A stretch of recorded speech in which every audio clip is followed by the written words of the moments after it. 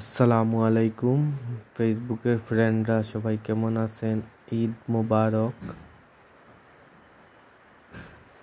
দেখতে দেখতে ঈদ চলে এলো আমাদের জীবনে, সবার জীবনে।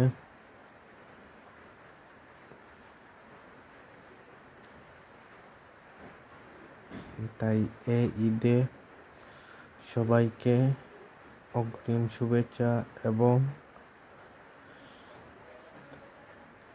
দাওয়াত রইল।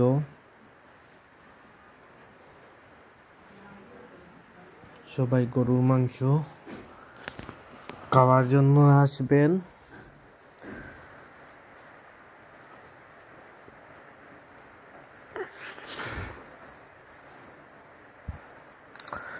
জীবন কিনা কষ্টে, একটা পশু পাখি যখন অবহেলা প্রাণীগুলা কথা বলতে পারে না, তাদের কষ্ট দেখে অনেক দুঃখ লাগে।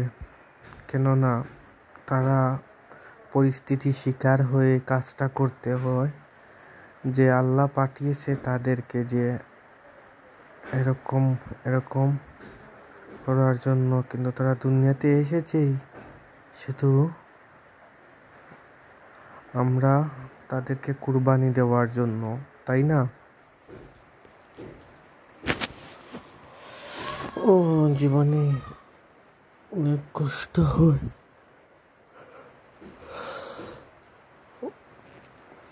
কিছুই করার নেই, সেটা হচ্ছে শুধুমাত্র পরিস্থিতির শিকার, তাই না?